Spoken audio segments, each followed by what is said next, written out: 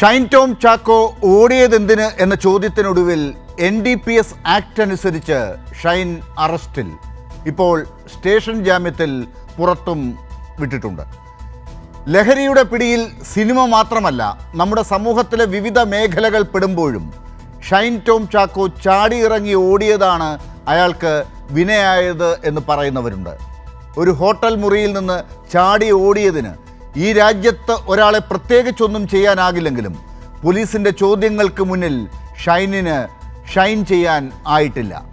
നമ്മുടെയൊക്കെ പൊതുബോധത്തെ ഇരുട്ടിലാക്കി ലഹരി വേട്ടയ്ക്കെതിരെയുള്ള കേരളത്തിൻ്റെ പോരാട്ടത്തെ തകർത്ത് ഷൈൻ ചെയ്യാൻ ആർക്കും സാധിക്കില്ല എന്ന് തെളിയുകയാണ് ഇതോടെ.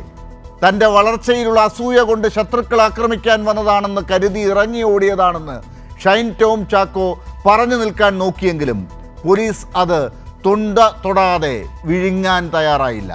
ഡാൻസ് ഓഫ് സംഘം വന്നപ്പോൾ ശത്രുക്കൾ വരും പോലെ ഷൈനിന് തോന്നിയത് എന്ത് ഇഫക്റ്റാണ് എന്ന് പോലീസിന് നല്ലവണ്ണം മനസ്സിലായി. സിനിമാ സ്റ്റൈലിൽ 3-ാം നിലയിൽ നിന്ന് സ്വിമ്മിംഗ് പൂളിലേക്ക് ചാടി ഇറങ്ങി ഓടി എങ്ങോട്ടോ മാഞ്ഞ ഷൈൻ പിന്നെ ഇൻസ്റ്റാഗ്രാമിൽ പോസ്റ്റിട്ട് പരിഹസിക്കുന്നത് നമ്മൾ കണ്ടു. അതിനൊക്കെ മണിക്കൂറിൻ്റെ ആയുസ് മാത്രം.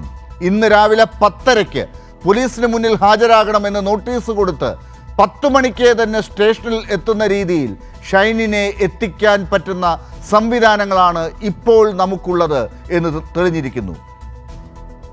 കേരളത്തിൻ്റെ ലഹരി വേട്ട ജനങ്ങൾക്കൊപ്പം നിന്ന് സർക്കാർ മുന്നോട്ട് നയിക്കുമ്പോൾ സിനിമയിലെ ലഹരി ഉപയോഗം തടയൽ മാതൃകാപരമാണോ എന്ന ചോദ്യം ഉയരുന്നുണ്ട്.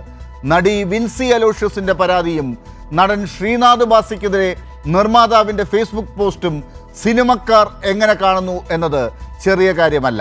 ലഹരിക്കാർ ഷൈൻ ചെയ്യണ്ട എന്ന് സർക്കാർ വ്യക്തമാക്കുമ്പോൾ അതിനൊപ്പമാണോ മലയാള സിനിമയും എന്നാണ് ന്യൂസ് ആൻഡ് വ്യൂസ് പരിശോധിക്കുന്നത്.